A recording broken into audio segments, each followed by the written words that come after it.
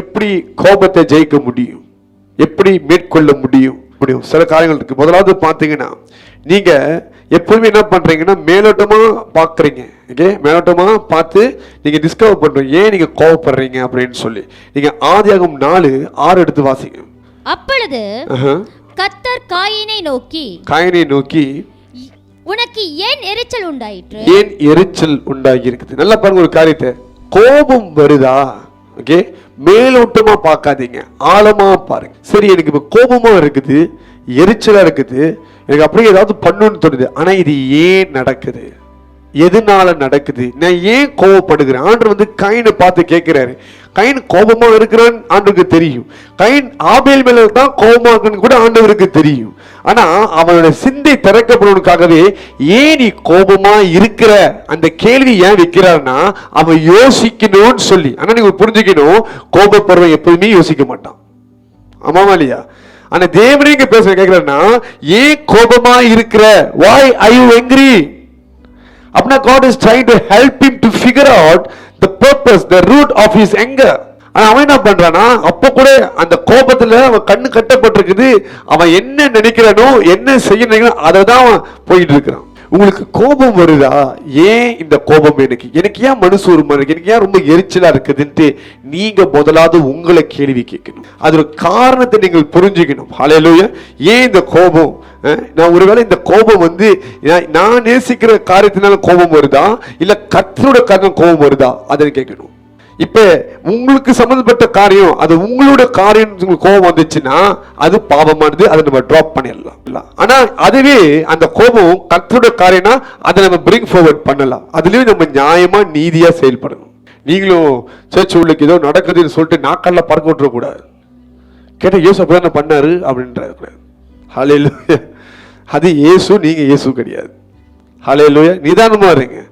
பாருங்க, இன்னொருத்தர் மேல ஆண்டு கோபம் வருது, கோபத்தோடு பார்த்தாங்கன்னா அங்க வியாதி குணமாக்குகிறார். அதே தேவாலயத்தில் கூட எல்லாத்தையும் டேபிள்ல கவுத்துட்டு பிறகு என்ன பண்றாரு, அங்க ஹீலிங் பண்ற, டெலிவரன்ஸ் பண்றாரு. அதான் எழுதப்பட்டிருக்குது. பிறகு அவங்களுக்கு கற்றுக் கொடுத்தவர்கள் போட்டிருக்குது. See, you must understand, be wise. ஞானம் உள்ளவர்களாய் நீங்கள் இருக்கணும். Remember, this life is not about us, it's about God. இந்த வாழ்க்கை நம்மளை குறித்து இல்ல, கர்த்தரை குறித்து. அதான் சொல்றேன், எப்போதுமே உட்கார்ந்து நிதானமா யோசிங்க. கோபப்பட்டுட்டீங்களா, உடனே எனக்கு போய் மன்னிப்பு சமாதானம் பண்ண பாருங்க. Try as much as you can go down, settle it. எத்தனை நாள் வாழும் நம்மளுக்கு தெரியாது. இன்னைக்கு கோபத்தை நம்ம பேசுவோம், நாளைக்கு காலை எழுந்திருப்போம் நம்மளுக்கு தெரியாது.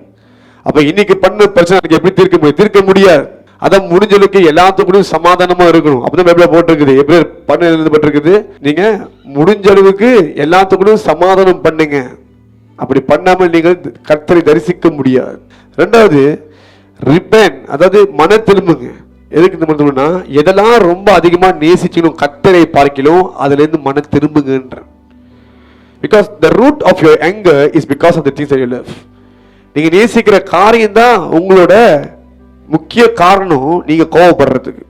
முதலாவது நீங்க என்ன பண்ணா, ஆனா உங்களை அதிகமா நீங்க கர்த்தரை அதிகமா நேசி, கர்த்தரை காரியத்து மட்டும் உங்களுக்கு கோபமே உண்டாகும். மற்ற எந்த காரியமும் உங்களை அசைக்க முடியாது. But when you love anything else above God, that will be the reason for your anger. பிசாசுக்கு உங்க கோபம் ரொம்ப முக்கியம். நம்ம எல்லா காரியத்தையும் நம்ம என்ன பண்றோம், எடுத்து கர்த்தருக்கு மேலாக வைத்துறோம். அதை ஸ்டாப் பண்ணுங்க முதல்ல. When you stop doing that, that will never anger you. அது உங்களை கோபப்படுத்த முடியாது. உங்களை நீங்க சேலஞ்ச் பண்ணி வாழ ஆரம்பிங்க. இதுக்கு மேல இதெல்லாம் என்னைய கோபப்படுத்த கூடாது, இந்த காரியம் என்னைய கோபப்படுத்த கூடாது, இது கர்த்தரோட எனக்கு முக்கியமான காரியம் கிடையாது. அப்ப நீங்க யோசிச்சு வாழும் பொழுது கோபம் தளிக்க முடியும், மேற்கொள்ள முடியும். தேவன் கொடுத்த பிளஸிங்காவே இருக்கட்டும். It could be the blessings of God, but that must not be above God. கர்த்தரை மிஞ்சி இருக்க கூடாது. ஹல்லேலூயா. நம்ம கர்த்தரை நம்ம அறிக்கை சொன்னாண்டே, இது நாள் வரைக்கும் நான் தேவையில்லாத காரியத்தை நான் கோபப்பட்டிருக்கிறேன், உண்மையை விட்டுட்டு நான் மற்ற காரியத்தை பெருசா பார்த்த வச்சு நான் அதில் கோவப்பட்டிருக்கேன், இனி நான் செய்யக்கூடாது அப்படின்னு சொல்லி நீங்க பாவத்தை அறிக்கை செய்யணும். மூணாவது பார்த்தீங்கன்னா, உங்களை கோபம் மூட்டுகிற ஆட்கள் மேல உங்க ஆட்டிடியூட்டை மாத்திக்கங்க. சில காரியம் இல்லை சில ஆட்கள் உங்களுக்கு கோபத்தை மூட்டுறாங்களா, நீங்க திருப்பி அவங்க மேல கோபப்படாதீங்க. பாருங்க, ஆபேல் காயினை கோபம் மூட்ட கிடையாது, ஆனா காயின் தான் கோபமா இருக்க தீர்மானம் எடுக்கிறான். He made the choice. It means நம்ம மற்றவங்க மேல கோபப்படுறது இல்ல கோபத்தை ரிப்ளை பண்றது, இது நம்மளோட தீர்மானம். It is our own choice. நம்ம எடுக்கிற தேர்வு இது. ஹல்லேலூயா. அப்ப அவங்க ஒரு வேளை உங்களோட கோபத்துக்கு ஒரு நோக்கமாக இருக்கலாம், ஓகே, ஆனா அவங்க காரணமாக இருக்க முடியாது. Because you make the choice, you want to be angry or not. இயேசு நிறைய பேர் வந்து அவரை வேணும்னுக்கு சேலஞ்ச் பண்ணி ப்ரோவோக் பண்ணி ட்ரிகர்லாம் பண்ணி பார்த்தாங்க, ஓகே. அவர் அங்கெல்லாம் கோவப்படல, எல்லா இடத்துலயும் நழுவி போயிட்டு தான் போட்டிருக்கும், நமுந்து அப்படியே போயிட்டு தான் போட்டிருக்கும். ஆனா எங்க பேசணுமோ அங்கதான் அவர் பேசினார், எங்க காமிக்கணுமோ அங்கதான் அவர் காமிச்சார். அப்ப எல்லா நேரத்திலையும் இல்லை, you must learn to balance this well in your life.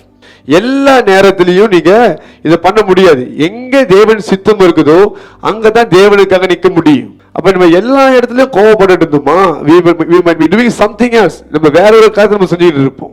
Pavul சொன்னதை போல இந்த கோபம் இதெல்லாம் தூக்கி ஒரு ஓரம் போட்டுட்டு நீங்க கிறிஸ்துவினால் தரித்து கொள்ளப்பட வேண்டும். இயேசு எப்படி அந்த நபரை பார்ப்பாரு, இயேசுவா இருந்தா என்ன பண்ணுவாரு, அதை யோசிச்சு நீங்கள் செயல்பட்டீங்கன்னா கோபத்தை மேற்கொள்ள முடியும். See everyone in the eyes of Christ. நீங்க எப்பப்பெல்லாம் ஒரு முள்ளை நீங்க சகிச்சு அந்த முள்ளை நீங்க மன்னிச்சு நீங்க சகிக்கும் பொழுது அந்த முள்ளு ஒரு நாள் உங்களுக்கு ஒரு பெரிய தூணாக மாறும். It will become a pillar for you. இன்னைக்கு உங்க வாழ்க்கையில அவங்க முள்ளா இருக்கலாம், ஆனா அவங்கள மன்னிச்சு நீங்க சகிச்சு அவங்க ஏற்றுக்கொள்ளும் பொழுது கர்த்தர் நாளைக்கு அவங்க ஒரு தூணாக மாற்றுவார்.